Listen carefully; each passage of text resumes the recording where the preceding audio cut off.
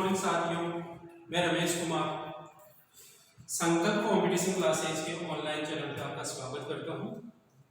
आज अपनी भारतीय संविधान की तीसरी क्लास है, जिसमें हम बात करेंगे 1858 का भारत शासन अधिनियम। इससे पहले अपना 2 वीडियो अपलोड हो चुका है, जिसमें हमने प्रारंभ में जो एक्ट आए हैं, उसके बाद चार्टर एक्ट आए हैं, क्या क्या हुआ उसके अंदर, उसके बारे में अपने चर्चा की है। अब देखिए, हमने 1853 के चार्टर एक्ट तक की अपने पिछले वाले वीडियो में चर्चा की थी। अब 1853 के चार्टर एक्ट के बाद में क्या होता है साथियों, बात होती है क्या कि आपको पता है 1857 की क्रांति, जो एक सैनिक विद्रोह थी, जिसके परिणाम अलग अलग निकले, सब अपने अपने हिसाब से आके देखे जाएंगे। अपन बात करें संविधान को लेकर, उसकी इंपोर्टेंस क्या है यहाँ पे। तो 1857 की क्रांति के बाद जैसे ब्रिटिश और ईस्ट इंडिया कंपनी इस विद्रोह को दबाती है, तो इंग्लैंड की महारानी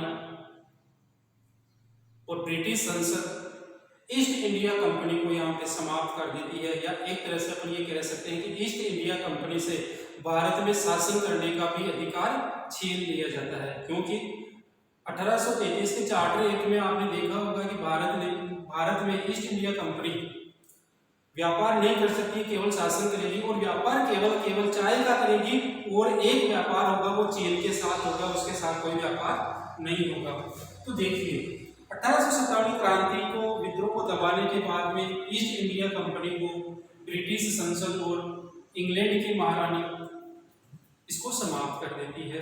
तो देखिए, उसके बाद में एक नया भारत में एक अधिनियम बनकर आता है, जिसके अंदर जो ईस्ट इंडिया कंपनी को समाप्त करने के बाद जो भारत का शासन है वो ब्रिटिश संसद से, या ऐसे कह सकते हैं कि ब्रिटिश की महारानी के हाथों में चला गया, जिससे एक नियम बनकर आया जिसको बोला गया 1858 का भारत शासन अधिनियम।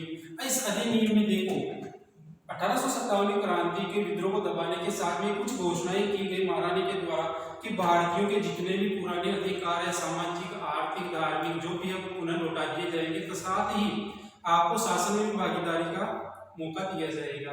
तो इस तरह करके इस क्रांति को दबाया जाता है, और भी कारण है इसके। उसके बाद में देखिए अलग अलग नियम आते हैं। इस नियम के साथ ही देखिए 1858 का जो भारत शासन अधिनियम आया, इसमें कुछ चेंजिंग हुआ, कुछ बदलाव हुए। वो बदलाव क्या क्या हुए और इस नियम में वो लागू कैसे हुए, उसकी बात करते हैं। तो देखिए, पहले बदलाव की बात करते हैं तो भारत में गवर्नर जनरल का पद समाप्त कर दिया जाता है। देखिए साथियों, पद समाप्त कर दिया, यानी 1858 का भारत शासन अधिनियम में सबसे पहला जो काम किया गया, भारत में जो 1833 के चार्टर एक्ट में संपूर्ण भारत का गवर्नर जनरल जिसे बना दिया गया, उस पद को ही समाप्त कर दिया गया और एक नया पद बनाया गया। क्या किया गया? नया पद बनाया गया, नया पद बनाया। एक तरह से ऐसे कह सकते हैं कि इस जनरल गवर्नर के पद का ही नाम चेंज कर दिया गया, और उसे क्या बोला गया? वायसराय, भारत का वायसराय, यानी गवर्नर जनरल को अब क्या कहा जाने लगा? वायसराय। कौन से अधिनियम के तहत? 1858 के भारत शासन के अधिनियम। तो अपना सवाल यहाँ से, पहला सवाल यहाँ पे ये बनता है कि भारत का प्रथम वायसराय कौन था? तो देखिए साथियों, भारत का प्रथम वायसराय था लॉर्ड कैनिंग। कौन था? Lord Canning. अब देखिए साथियों, यहाँ पे जाके देखिए 3 सवाल बनते हैं अब तक प्रथम वाले। वो कौन कौन से बनते हैं, वो उसके बारे में अपन चर्चा कर लेते हैं। देखिए, पहला तो बनता है कि बंगाल का गवर्नर जनरल किसे, या प्रथम गवर्नर जनरल कौन था बंगाल का? ठीक है ना। तो वो था वॉरेन हेस्टिंग, ध्यान रखना वो केवल बंगाल का था, जिसके अधीन क्या था, बिहार और उड़ीसा भी था, यानी बंगाल तो था ही और बिहार उड़ीसा था। वो केवल उस समय संपूर्ण भारत का न होकर कहाँ का था, केवल बंगाल बिहार और उड़ीसा तक की बात करते हैं। उसके बाद में दूसरी बात आती है 1833 के अंदर कि संपूर्ण भारत का गवर्नर जनरल किसे बनाया गया, वो अपने पिछले वीडियो में चर्चा की थी, लॉर्ड विलियम बेंटिंक की बात की। तो देखिए संपूर्ण भारत की यानी भारत का प्रथम गवर्नर जनरल की बात होती है तो आपको लॉर्ड विलियम बेंटिंक आंसर देना है। बंगाल की बात करता है तो आपको वॉरेन हेस्टिंग की बात करता है। और फिर यहाँ पे एक नया सवाल आया कि भारत का प्रथम वायसराय कौन था, भारत का प्रथम वायसराय कौन था, तो कौन था, लॉर्ड कैनिंग था। ठीक है, लेकिन तीनों सवालों में तीन लोगों को आपको ध्यान से पता रखना है, ठीक है ना, अपने दिमाग में आराम से बिठा लो, कोई इतना वो नहीं है। अब देखिए ये काम हुआ था इस वाले में। दूसरा जो काम हुआ, भारत में एक नया पद बनाया जिसको बोला गया भारत सचिव। एक नया पद बनाया गया जिसे क्या बोला गया, भारत सचिव बोला गया। अब यहां से भी सवाल बनता है अपना कि भारत का प्रथम सचिव कौन था। तो देखो आप बताइए कौन था भारत का प्रथम सचिव, कमेंट कीजिए, बताइए कौन था भारत का प्रथम सचिव। बिल्कुल अच्छे क्वेश्चन है, जैसे लॉर्ड कैनिंग पहला भारत का प्रथम वायसराय था, इसी तरह से आप बात करते हैं इसके अंदर। चलो ठीक है, मैं बता देता हूँ, चार्ल्स वुड भारत का प्रथम जो सचिव था वो कौन था, चार्ल्स वुड, ठीक है ना, चार्ल्स वुड। अब देखिए इस चार्ल्स वुड के बारे में थोड़ी सी चर्चा करते हैं। ये चार्ल्स वुड था वो ब्रिटिश संसद का सदस्य होता था, ये होता था ब्रिटिश संसद का सदस्य, ठीक है साथियों। जो चार्ल्स वुड था ये ब्रिटिश संसद का सदस्य था। इसका मतलब मैं ये कह सकता हूं कि चार्ल्स वुड जो था वो भारत में इसकी नियुक्ति होती थी तो ये किसके प्रति उत्तरदायित्व रखेगा, ये भारत में रहने के बाद ये उत्तरदायित्व रखेगा ब्रिटिश संसद के, यानी कि यहाँ की जो भी सूचना है वो कहाँ कौन पहुंचाएगा, वहां पे चार्ल्स वुड पहुंचाएगा। इस समय की बात कर रहे हैं, यानी पद की बात करते भारत सचिव है और ये कहाँ होगा, ब्रिटिश संसद का सदस्य होगा। अब देखिए इस चार्ल्स वुड को, यानी कि मैं कह सकता हूँ सचिव की बात कर रहा हूं मैं, इस सचिव की सहायता के लिए, सचिव की सहायता के लिए कुछ सदस्यों की समिति बनाई गई, ठीक है साथियों। अब देखिए इसकी सहायता के लिए 15 सदस्य समिति बनाई गई, ठीक है, 15 सदस्य समिति जो क्या करेंगे, इसकी हेल्प करेंगे। अब देखो इन सदस्यों में से दो भागों में बांटा गया, एक तो 8 और एक 7, ठीक है ना। अब एक बात और है साथियों, यहाँ पे ये जो 15 के 15 सदस्य इनकी नियुक्ति होगी, नियुक्ति होगी किसकी, इन 15 सदस्यों की, और किसके द्वारा, महारानी के द्वारा। महारानी यानी ब्रिटिश की जो महारानी है, अभी बात करते हैं यहाँ पे ब्रिटिश की महारानी का क्या नाम था, यानी 1857 की क्रांति के समय इंग्लैंड की महारानी का क्या नाम था जो इनकी नियुक्ति करेंगे, ठीक है ना।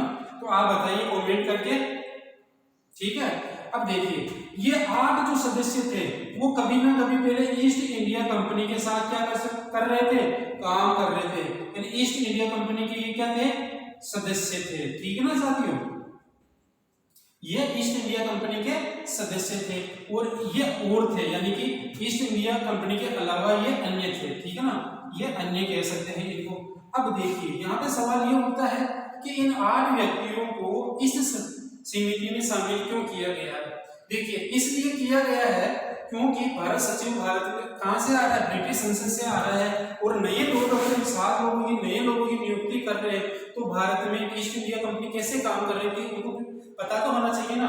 तो इनका सहयोग लेने के लिए, यानी पहले ईस्ट इंडिया कंपनी के साथ जो सदस्य काम कर रहे थे उनका सहयोग यानी इनके अनुभव का उपयोग लेते हुए ये काम को आगे बढ़ाएंगे, इसलिए इनकी क्या की जा रही थी, नियुक्तियां की जा रही थी। किसके द्वारा की जा रही थी, महारानी के द्वारा, ब्रिटिश की महारानी, इंग्लैंड की महारानी की बात कर रहे थे। तो देखिए 1857 क्रांति के बाद जो पहला रूल आया भारत में, भारत शासन अधिनियम, इसमें मोटे रूप से ये दो काम अपन को आगे और पढ़ेंगे कि पहले तो जी यानी गवर्नर जनरल का पद समाप्त करके उसके स्थान पर क्या बना दिया गया, वायसराय।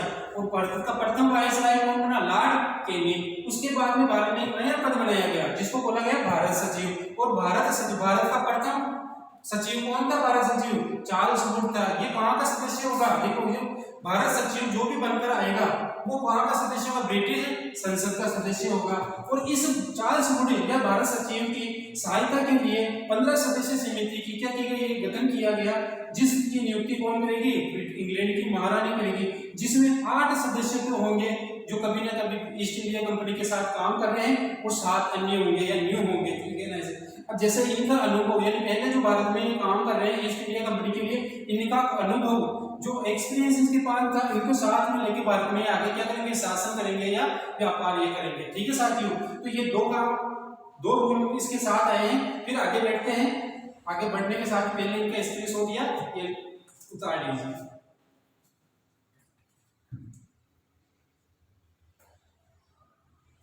ठीक है साथियों, आगे देखते हैं।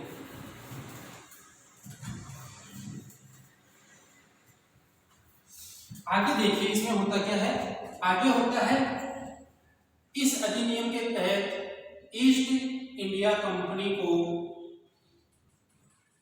समाप्त कर दिया जाता है।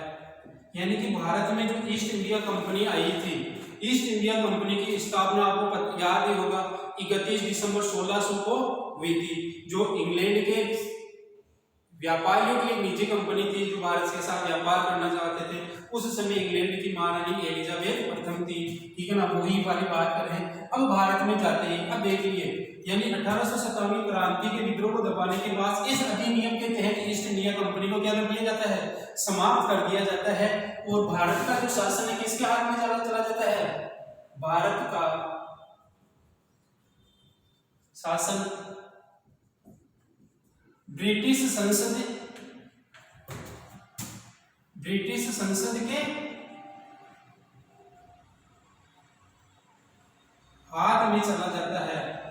देखिए ठीक है ना, यानी कि भारत में अब जो शासन हो रहा है वो किसके द्वारा हो रहा है, ब्रिटिश संसद के। अब देखिए ब्रिटिश जो संसद है वो किसके प्रति उत्तरदायित्व है, वो है महारानी के। यानी महारानी जैसे कर रही है उसके आधार उन्हीं की आज्ञा से कौन कर रहा है, ब्रिटिश संसद कर रही है भारत में। तो एक तरह से अपन ये कह सकते हैं कि भारत का जो शासन है इंग्लैंड की महारानी के हाथ में चला गया, ठीक है ना। तो महारानी आके तो देख रेख नहीं करेगी, तो वो कौन करेंगे, ये ब्रिटिश संसद देख रही है। और ब्रिटिश संसद से भारत सचिव यहाँ पे आ रहा है, ठीक है ना, यहाँ पे ये काम हुआ, ठीक है ना साथियों। इसके बाद देखिए यहाँ पे और इसके साथ में क्या हुआ कि भारतीयों को और क्या दिया गया, भारतीयों को आश्वासन दिया गया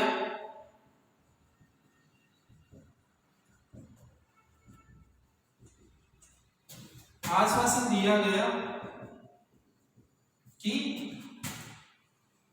आपकी शासन में भागीदारी होगी। देखिए 1857 क्रांति के विद्रोह को जब दबाया गया, कुछ घोषणाएं की गई, तो उसमें एक ये घोषणा भी की गई कि भारतीयों से अब भारत के अंदर ब्रिटिश ईस्ट इंडिया कंपनी को समाप्त कर दिया गया है। और अब यहाँ पे ब्रिटिश संसद या एक तरह से महारानी मिलकर और जो भारतीय है उनका भी इस शासन में क्या लिया जाएगा, सहयोग लिया जाएगा, उनकी भी यहाँ पे नियुक्तियां होगी। लेकिन यहाँ पे होती नहीं है, ये केवल मात्र घोषणाएं बनकर रह जाती है, हो नहीं पाती है, ठीक है साथियों। तो देखिए ये वाली बातें यहाँ पे रही है। यह हुआ मोटे रूप से एक तरह से क्या हुआ 1858 का भारत शासन अधिनियम के अंदर। तो यहाँ पे मोटे रूप से दो बातें अपने को ध्यान रखनी है। एक तो आपको ध्यान रखनी है कि वायसराय का पद भारत में कब बनाया गया, तो 1858 के साथ। अब एक और दूसरा भारत सचिव का पद कहां से बनाया गया। अब देखो जो 1858 का भारत शासन अधिनियम है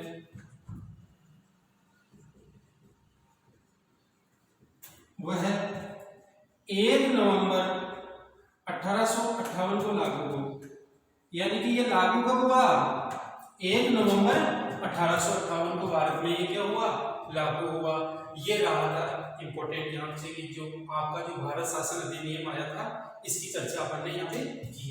इसके बाद देखिए भारतीयों को नियुक्तियां नहीं मिलती है, कुछ इसी एक्ट में भी क्या होती है खामियां होती है। इसको पूरा करने के लिए एक नया एक्ट लाया जाता है, उसको बोला जाता है 1861 का भारत परिषद अधिनियम, जिसमें भारतीयों को नियुक्तियों की भी बात करेंगे। क्या क्या चेंजिंग आई इस एक्ट में या इस भारत में ईस्ट इंडिया कंपनी की समाप्ति के बाद कुछ रूल बनकर आते हैं, वो रूल ही भारतीय संविधान में एक मील का पत्थर कह सकते हैं, या वो एक भारतीयों को जागृति या एक इच्छा है कि हमारे भी कुछ अधिकार है उसके बारे में क्या करता है, ये सूचनाएं देता है, जिससे भारतीय संविधान के निर्माण में हेल्प मिलती है या सहायता मिलती है। तो देखिए साथियों, इसको उतार लीजिए या इसको डिस्प्ले लीजिए, फिर आगे बढ़ते हैं।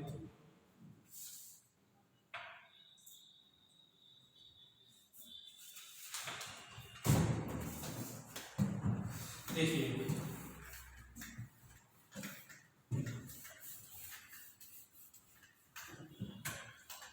अब आता है आपका 1861 का भारत परिषद अधिनियम। देखिए इसमें क्या होता है, इंपोर्टेंट है, अच्छे काम हुए हैं, बहुत सी अच्छे क्वेश्चन भी बनते हैं यहाँ से, जिसकी अपन चर्चा करेंगे। देखिए अब 1858 के अधिनियम के बाद में कुछ टाइम यानी कि 18 की बात के नवंबर की बात करें, लगभग 2 साल बाद में ये अधिनियम वापस आता है। तो देखिए सबसे पहले बात करता हूँ कि यहाँ पे भारत का वाइसराय कौन था। भारत का वाइसराय, देखिए गवर्नर जनरल का पद समाप्त कर दिया गया है और वाइसराय का बना दिया। तो आपने देखा होगा यहाँ पे लॉर्ड कैनिंग कौन था, लॉर्ड कैनिंग भारत का क्या था, प्रथम वाइसराय था। ये वाइसराय क्या करता है इसमें भारत में, ये बात करते हैं। अब देखिए इसमें जो इंपोर्टेंट बातें हैं, अच्छे क्वेश्चन बनते हैं, उनके बारे में अपन चर्चा करते हैं। भारत में विभागीय व मंत्री परिषद की स्थापना, यानी भारत में इस अधिनियम के तहत भारत में पहली बार क्या करता है, भारत में विभाग बनाए जाते हैं और उसमें मंत्रियों की क्या की जाती है, नियुक्तियां की जाती है। जैसे अभी वर्तमान की बात करते हैं तो शिक्षा विभाग अलग है, हेल्थ डिपार्टमेंट अलग है, एग्रीकल्चर डिपार्टमेंट अलग है, ठीक है ना। उस प्रकार से भारत में पहली बार विभागीय और मंत्री परिषद की स्थापना किसके काल में की गई, लॉर्ड कैनिंग के काल में। देखो विभाग बन गए तो उनमें मंत्रियों की भी आवश्यकता होगी, तो ये एक इंपॉर्टेंट चीज यहाँ पे की बात करते हैं, ठीक है ना। दूसरी बात करते हैं यहाँ पे भारत में पहली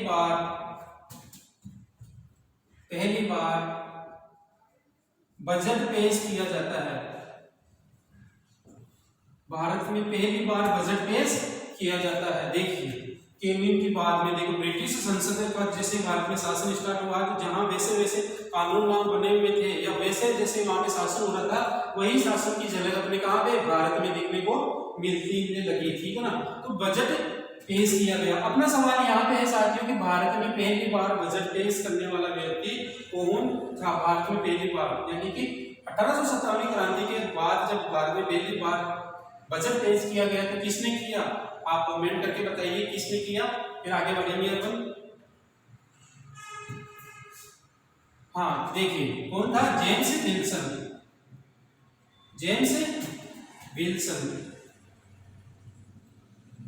विल्सन ने भारत में पहली बार क्या किया, बजट पेश किया, ठीक है ना साथियों, बजट पेश किया, ठीक है ना।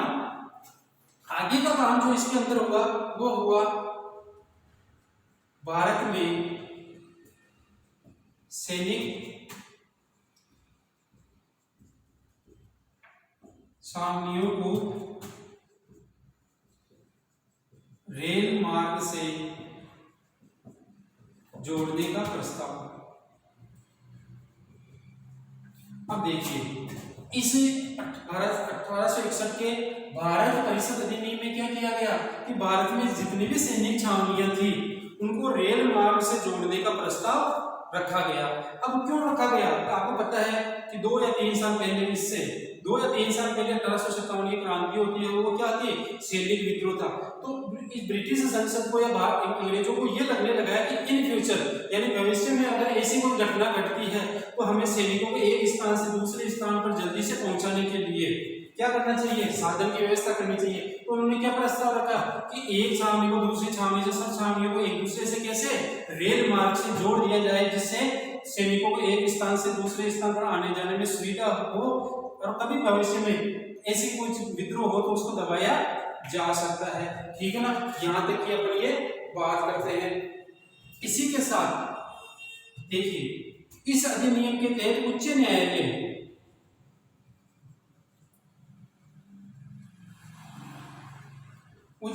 अधिनियम लाया गया।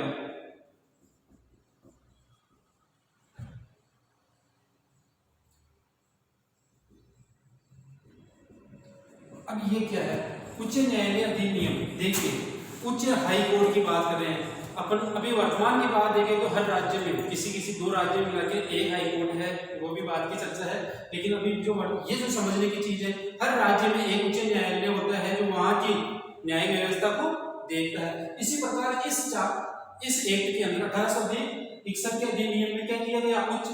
कुछ अधिक बड़े जो सिटियां थी, जैसे मद्रास हो गया, चेन्नई हो गई, कोलकाता हो गई, वहां पे क्या किया गया? यहाँ पे उच्च न्यायालय की स्थापना की गई, जो क्या देखेंगे? न्याय की व्यवस्था को देखेंगे। आपको पता है 1773 के रेगुलेटिंग एक्ट में कोलकाता में सुप्रीम कोर्ट की स्थापना हो चुकी थी, लेकिन फिर क्या करते हैं, राज्यों में बड़े क्षेत्रों में क्या करा कि इतना ज्यादा काम हो गया था कि इनको क्या कर दिया, क्षेत्रों के अनुसार ही उच्च न्यायालय का अधिनियम भी बना दिया गया कि आपका न्याय यहाँ पे भी हो सकता है।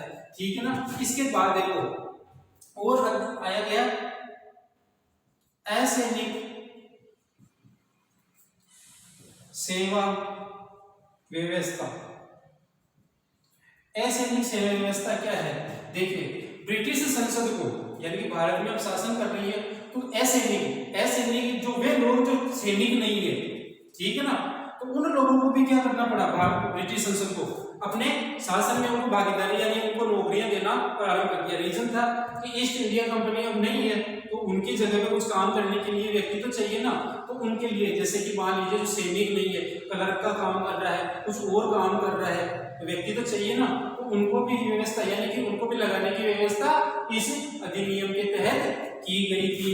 ठीक है ना? आगे देखते हैं इसके अंदर आता है एक घोषणा की जाती है यहाँ पे, भारतीयों को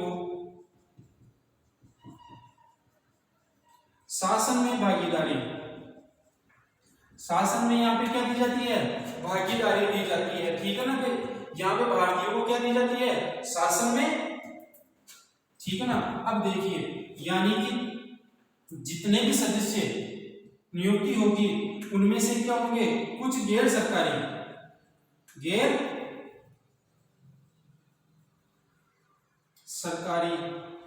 लोगों की भी नियुक्तियां की जाएगी। ये गैर सरकारी का मतलब हो गया आपका कौन? भारतीय है। ये कौन है? ये भारतीय।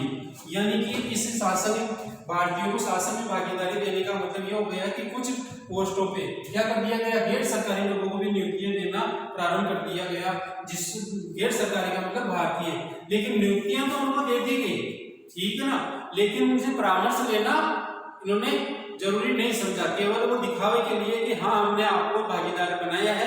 देख लीजिए, हमने जो 1857 क्रांति में के समय विद्रोह के बाद महाराज ने जो घोषणाएं की है वो पूरी कर रहे हैं, लेकिन शासन में भागीदारी दे रहे हैं, लेकिन उनकी अहमियत नहीं थी। यानी उनका कोई बोलने का उनको अधिकार नहीं था, कोई निर्णय या किसी का जैसे बजट है तो बजट में बोलने का अधिकार नहीं था, केवल उनको देखने का काम था। ठीक है ना? तो ये देखिए साथियों, 1861 के भारत परिषद अधिनियम में ये काम हुए कि भारत को उस समय भारत का वायसराय कौन था? लॉर्ड कैनिंग था। लॉर्ड कैनिंग ने भारत में विभागीय व मंत्री परिषद की व्यवस्था की गई। इस एक्ट के तहत भारत में पहली बार बजट पेश किया गया। किसने किया? जेम्स विल्सन ने किया। आगे भारत की सैनिक छावनियों को रेल मार्ग से जोड़ने का काम किया गया। उच्च न्यायालय अधिनियम लागू किया गया, असैनिक सेवा व्यवस्था लागू की गई, और उसके बाद भारतीयों को शासन में क्या किया गया, भागीदारी देने की बात कही गई। ठीक है ना, तो ये इस अधिनियम हुआ। अब यहाँ से एक दो क्वेश्चन ऐसे भी पूछे गए कि किसके काल में भारत में, किसके काल में विभागीय व्यवस्था लागू की गई। पहली बार की बात करते हैं तो किसके, लॉर्ड कैनिंग के। ऐसा भी पूछा जा सकता है कि किसके काल में भारत में पहली बार बजट पेश किया गया, तो लॉर्ड कैनिंग के बाद आएगी आपके साथियों। ठीक है, ये देखिए ये जो 1861 का अधिनियम है, कुछ चीजें इसमें भारतीयों को मिली, कुछ अच्छा भी है वैसे, है ना। तो इसकी वजह से ये लगभग 30, 32, 33 साल तक ये अधिनियम कंटिन्यू चलता है। और इसके बाद जो अधिनियम आता है वो 1892 का भारत परिषद अधिनियम आता है। उसकी चर्चा करने से पहले थोड़ी सी अपन कांग्रेस की बात करेंगे, तो पहले इसको आप उतार लीजिए, स्क्रीनशॉट ले लीजिए, फिर अपन आगे बढ़ते हैं। ठीक है साथियों, चलो देखिए। अब देखिए 1892 का भारत परिषद अधिनियम आने से पहले आपको कुछ छोटी छोटी बातें आपको याद भी है, और एक बार वो देख लेते हैं। आपको पता होगा 1885 में क्या होता है, कांग्रेस की स्थापना होती है। कांग्रेस की स्थापना होती है। अब कांग्रेस की जब स्थापना होती है, ध्यान से सुनिए, कांग्रेस की स्थापना होती है, इस समय भारत का वायसराय कौन था, भारत का वायसराय कौन था, ये था डफरिन। कौन था साथियों, डफरिन। अब डफरिन का काम देखिए, आपको पता भी होगा कि कांग्रेस की स्थापना करने वाला अंग्रेज अधिकारी था।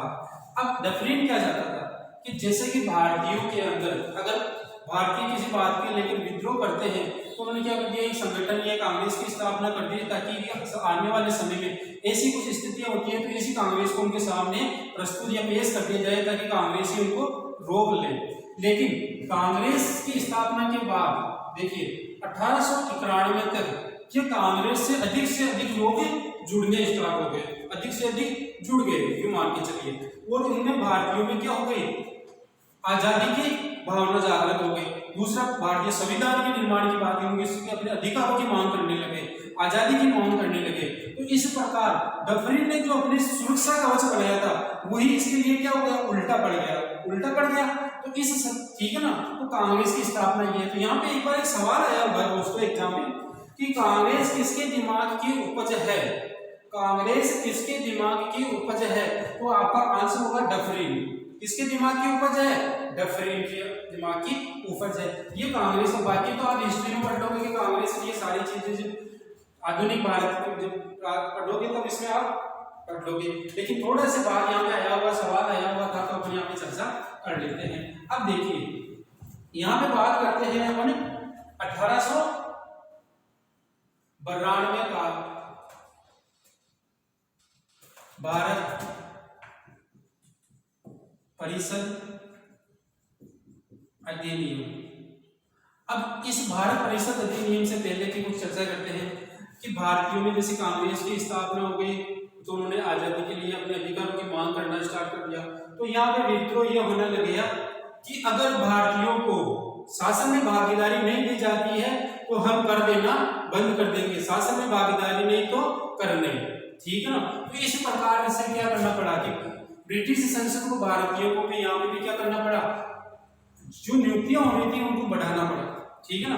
जो नियुक्तियां पहले कम हो रही थी, जैसे कि आपने बात की गैर सरकारी, उनको केवल क्या नियुक्तियां दे दी गई, उनकी कोई बात नहीं सुनता था, कोई बोल नहीं सकते थे, एक तरह से मान लीजिए कि नामात्र के थे वो, ठीक है ना। अब यहाँ पे क्या होता है, 1892 की भारत परिषद अधिनियम में जब आता है तो इससे पहले ये घटना घटती है, भारतीयों ने ये विद्रोह कर दिया कि भारतीयों को शासन नहीं तो कर नहीं, ठीक है ना। इसी के आधार पर फिर ब्रिटिश संसद को क्या करना पड़ा, अधिनियम लाना पड़ा, जो क्या था 1892 भारत परिषद अधिनियम। अब देखो इस अधिनियम के अंदर क्या क्या हुआ, ये बातें अपन करते हैं। यहाँ पे हुआ केंद्रीय विधान परिषद का निर्माण, ठीक है ना, और एक हुआ केंद्रीय विधान परिषद का जो निर्माण हुआ, ठीक है ना साथियों। तो इसमें 10 से 16 सदस्य थे, और एक हुआ प्रांतीय विधान परिषद, इसमें जो सदस्य थे वो 12 से 18 होते थे। ठीक है ना, ध्यान से समझना, 10 से 12 होते थे और ये 8 से 20 होते थे। अब यहाँ पे क्या कर दिया गया, यहाँ पे ये कर दिया गया कि 10 से 16 जो जितने भी सदस्य होंगे इसमें केंद्रीय विधान परिषद की बात करते हैं। जैसे अभी की बात करते हैं तो इस केंद्रीय का मतलब कि सेंट्रल की गवर्नमेंट की बात करें, प्रांतीय का मतलब की बात को समझे तो राजस्थान की सरकार, इस तरह से बात कर सकते हैं। तो देखो इनमें जो नियुक्तियां होंगी, इसमें जितने भी सदस्यों की नियुक्तियां होंगी उसमें 2/5 भाग गैर सरकारी यानी भारतीयों की क्या होगी, नियुक्ति होगी।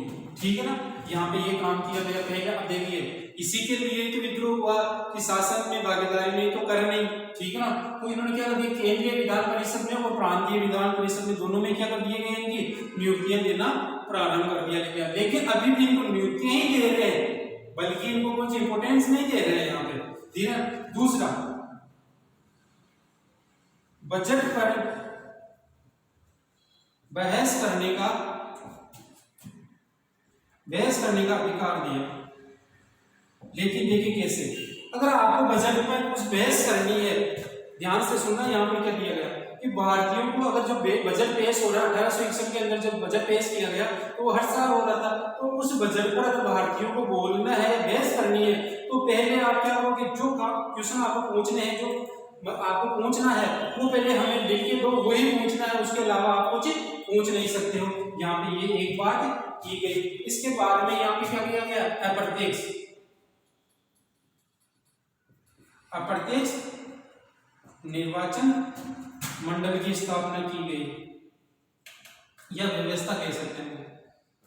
अप्रत्यक्ष रूप से निर्वाचन मंडल की यहाँ पे क्या की गई, व्यवस्था की गई। यानी कि अभी तो क्या हो रहा है, प्रत्यक्ष रूप से होता है, लेकिन पहले अप्रत्यक्ष रूप से क्या कर रहा था इनको, ये इसमें भी एक सुविधा दी गई।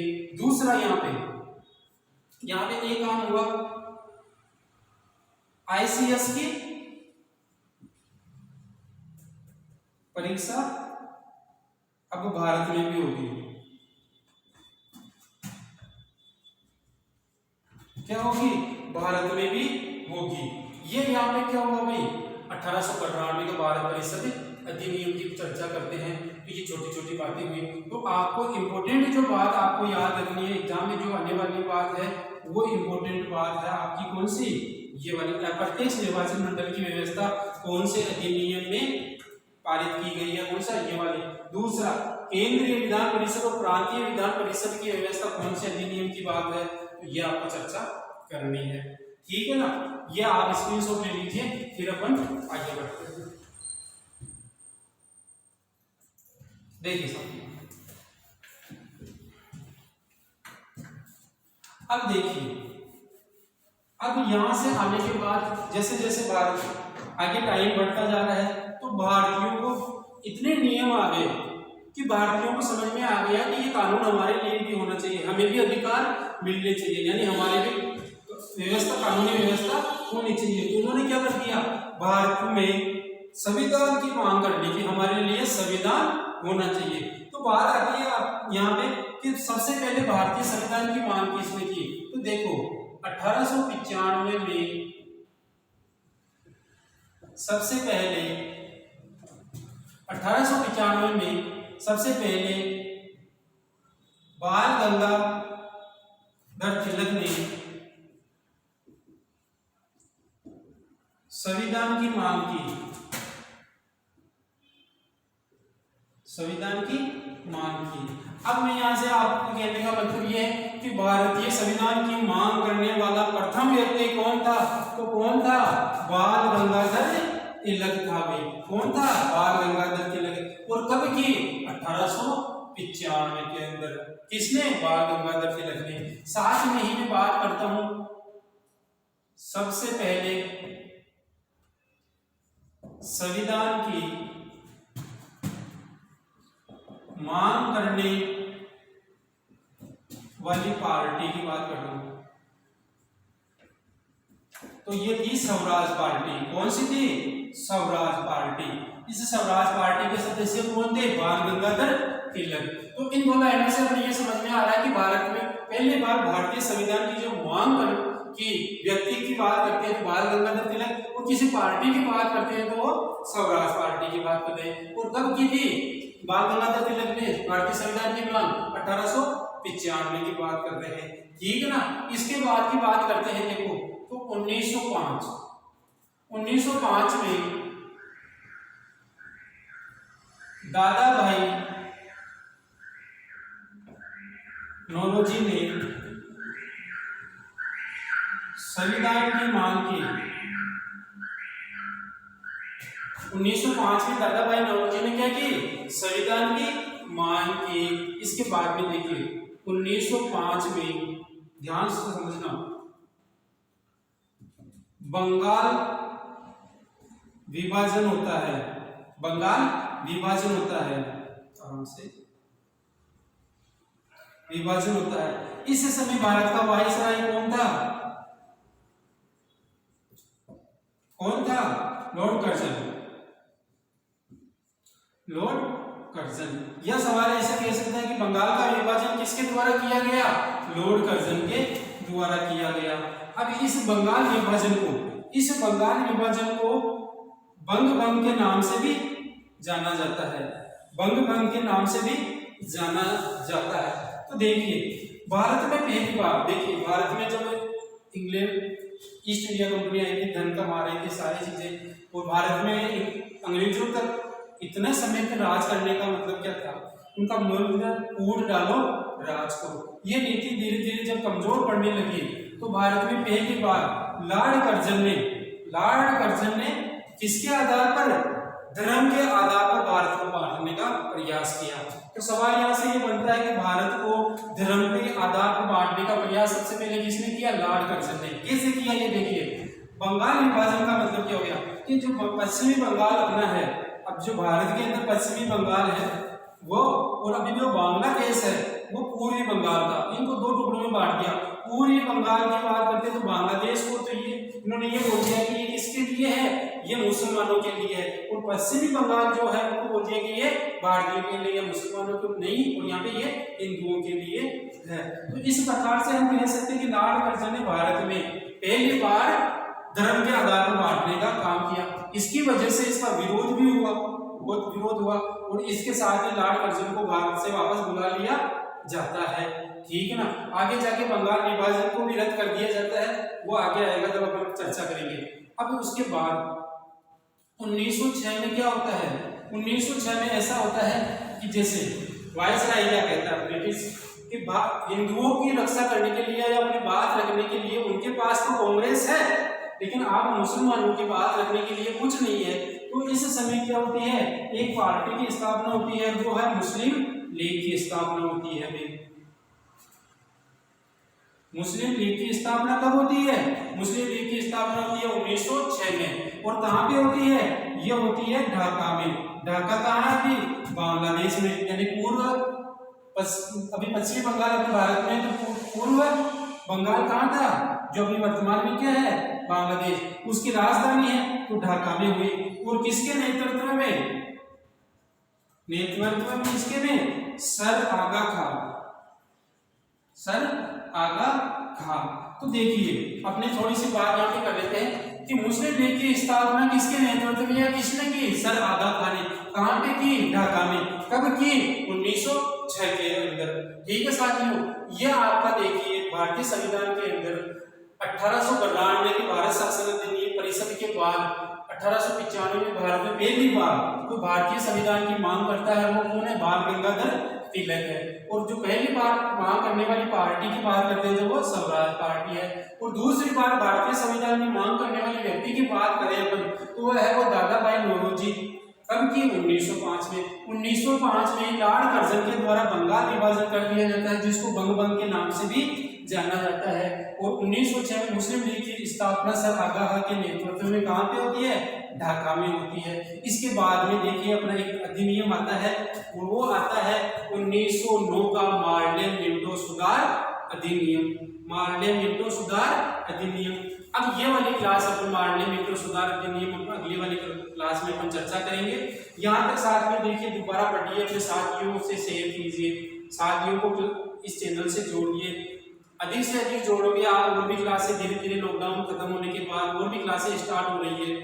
अब राजस्थान पुलिस की भी वैकेंसियों का दौर स्टार्ट हो गया है, बाकी जो एग्जाम पड़े हैं उनका भी वापस एग्जाम करने की तैयारी पे है। तो अभी पढ़ाई का पूरा आपके पास समय है, उसका उपयोग कीजिए, अपने दोस्तों को जोड़िए।